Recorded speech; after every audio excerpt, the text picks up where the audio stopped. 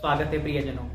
अगर आप झूठ बोलने में एक्सपर्ट हैं और अगर आपको ऐसा लगता है कि आप अपने झूठ को भी सच साबित कर सकते हैं, तो यकीन मानिए राजनीति आप ही के लिए है। जी हाँ, मैं ऐसा क्यों कह रहा हूँ। आप किसी भी नेता को उठाकर देख लीजिए, नेता की हिस्ट्री उठाकर देख लीजिए, हिस्ट्री क्या, अब आप प्रेजेंट उठाकर देख लीजिए, ऐसा कोई नेता मिलेगा नहीं आपको जो झूठ ना बोल रहा हो। उदाहरण दे देता हूँ, केजरीवाल जी को आप लोग सभी जानते हैं। उन्होंने कहा था कभी कि चाहे कुछ हो जाए कांग्रेस के साथ गठबंधन नहीं करेंगे। अब उन्होंने कांग्रेस के साथ गठबंधन कर लिया। अमित शाह जी कहते थे कि चाहे कुछ भी हो जाए किसी भी कीमत पर नीतीश कुमार को दोबारा पार्टी में नहीं लेंगे।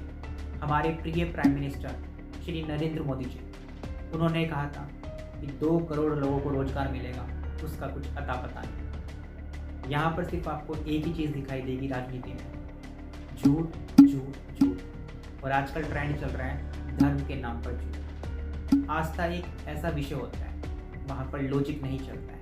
बस आप धर्म का आईना दिखा दीजिए लोगों को और वो वही करेंगे जैसा आप चाहते हैं। आजकल ऐसा ही हो रहा है, पर आप लोगों को भी इस चीज़ से कोई मतलब नहीं है, क्योंकि आप लोग बिजी हैं रील्स देखने में। आपको इस बात से कोई फर्क ही नहीं पड़ता है कि आखिर देश में क्या चल रहा है, देश के बजट में आखिर क्या आया, एक आम आदमी के लिए बजट में क्या क्या चीज़ें प्रदान की गई है, क्या चीज़ सस्ती हुई है, क्या चीज़ महंगी हुई है। पर आप सभी को इस चीज़ से कोई लेना देना नहीं है कि देश में क्या चल रहा है। आप लोगों के लिए जो सबसे ज़्यादा ज़रूरी है वो है रील्स देखना। मैं आपको एक बात ज़रूर कहना चाहूँगा, आज आप रील्स देखने में समर्थ हैं क्योंकि आपके पास मोबाइल है। आने वाले समय में क्या आपके बच्चे रील्स देख पाएंगे? नहीं, क्योंकि रील्स देखने के लिए क्या चाहिए? मोबाइल। और मोबाइल कहाँ से आएगा? पैसों से आएगा, और पैसों के लिए आपको रोजगार चाहिए, रोजगार आपको मिलेगा नहीं। तो कहने का मतलब यही है कि आने वाला समय बेरोजगारी का होने वाला, पर आपको इस चीज़ से कोई लेना देना नहीं है, सिर्फ आपका भला होना चाहिए। अगर पड़ोस के घर में कोई बेरोजगार है तो आपको इस बात से भी कोई फर्क नहीं पड़ता। आपके लिए आपका भला सबसे ज़्यादा ज़रूरी है।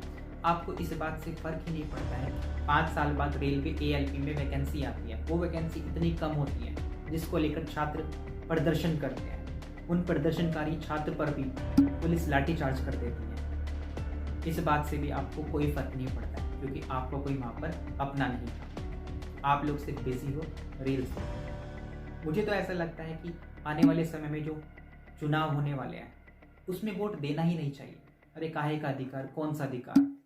किसी एक नेता पर भी विश्वास नहीं किया जा सकता। सब झूठ बोलते हैं, धर्म के नाम पर झूठ बोलते हैं, मजहब के नाम पर झूठ बोलते हैं। तो वोट देने का फायदा क्या है? कहा जाता है वोट देना हमारा संवैधानिक अधिकार है। ऐसे संवैधानिक अधिकार का करेंगे ही क्या जब संवैधानिक पदों पर बैठा हुआ व्यक्ति ही सही प्रकार से कार्य ना करे? कोई फायदा नहीं है वोट देखने का। पर आप लोगों को इस चीज़ से कोई फर्क नहीं पड़ना चाहिए। धन्यवाद।